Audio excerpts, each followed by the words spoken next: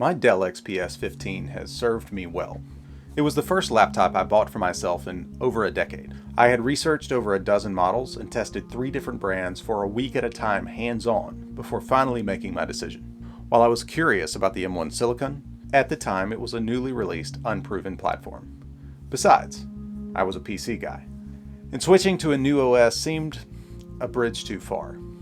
So how did I end up with a new MacBook Pro 14? Let me start by telling you about my experience with the Dell XPS.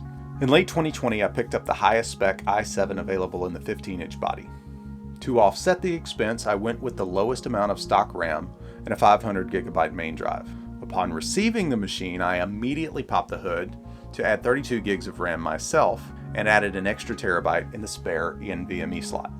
After all, I like to tinker. Features like Windows Hello with facial recognition and a fingerprint reader, a giant trackpad, and a bright, color-accurate display made this laptop a fantastic piece of kit.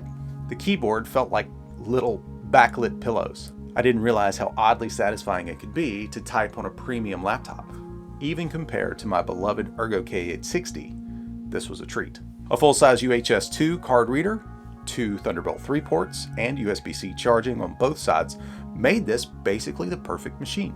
And while it shouldn't matter what it looks like on the outside, the premium finish of the aluminum exterior, the all-black carbon fiber deck, and the ultra-thin bezel around the display has that subtle but luxurious feel.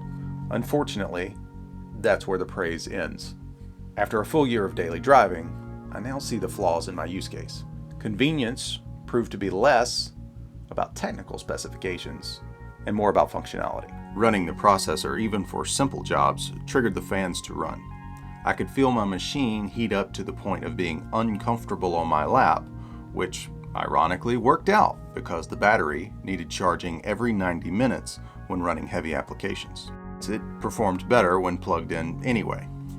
The 720 Potato webcam had all the character you'd expect from a garden vegetable as an imaging device. I had resigned myself to always keeping a charger nearby, using a cable to transfer files to my iPhone, and hearing fan noise pretty much non-stop. While I was grabbing the charger from my bag, I would usually grab a lightning cable to transfer files from my phone and a spare set of Bluetooth headphones, because connecting my AirPods never really worked that well. I could live with a few flaws for an otherwise great machine.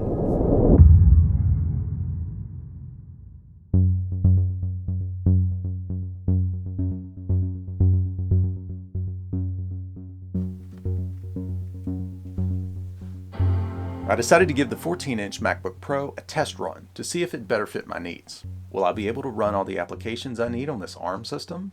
Is the battery actually that long lasting? Can a laptop that powerful run without the fans most of the time? Will I finally be able to share files between my phone and computer? How nice would it be to just use my AirPods for all my devices? Now, the specs are not directly comparable to the XPS or any other traditional computer. The 10-core ARM processor with a 16-core GPU was my selection. I will always have an internal debate on the 16 gigs of RAM because I come from Windows land, where 16 gigs would never be enough. It's worth noting, it seems to keep up with everything I can throw at it. One aspect of the design I love is the square body with the rounded edges and corners. It feels better in my hand than the XPS, whose sharp edges look really nice, but don't translate to comfort. The hinge on the Mac opens easily with one finger, while I always had to use 2 hands to open the XPS. It's only a 14-inch display, but I actually like the form factor a little better when I'm roaming. The brighter, higher resolution XDR screen brings colors alive. I do get a little glare every now and then, especially outside, where the XPS more matte finish would help alleviate that. The 16:10 golden ratio screen is a must-have now that I've been spoiled by it. And the extra space for the menu bar at the top is a nice touch. I don't really notice the notch. Definitely a more clicky keyboard. A totally different experience than the XPS. It rendered an immediate reaction from my wife, where I used to be able to type next to her without her ever noticing. Still a premium, accurate feel with the right amount of travel and a satisfying response. The Force Touch trackpad is everything you'd expect from a top-tier machine. Interacting with the surface feels slightly more engaging, but it is smaller than the XPS, and I do occasionally find myself running out of real estate when dragging things farther especially across multiple screens. I still have my SD card reader, which may not matter to most people, but the camera nerd in me needs it. All 3 USB-C ports are Thunderbolt 4, so I can transfer and charge in any direction I like. Unexpectedly, I have been using the HDMI cable quite a bit, both at home and at the office. I've been pleased with the battery performance of the MacBook Pro.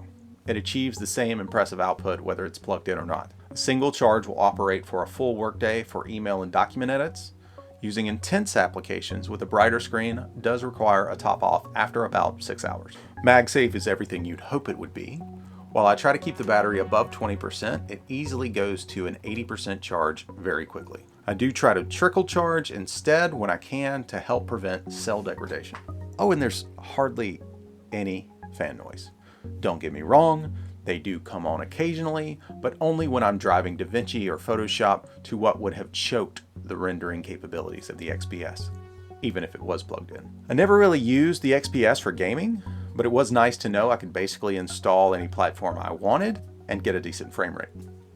Feels like that might be a challenge on the MacBook, but I doubt that will come into play for me. I've been impressed by the Apple ecosystem. The ability to create and respond to iMessages has been super convenient.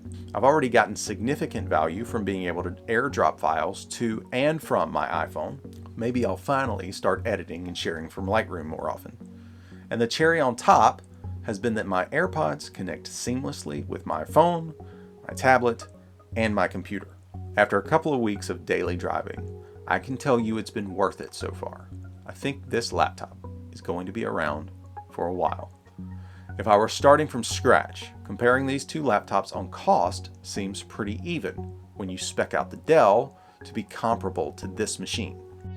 I'd also be hard-pressed to recommend this for an Android user since you wouldn't get the benefit of the Apple ecosystem. For my use case and for how I plan to use my computer for personal and business reasons, I'd easily choose the MacBook Pro over the Dell XPS.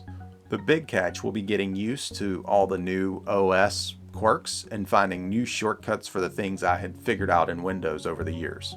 I'll be making a dedicated video for that experience soon. Hope this helps. See you next time.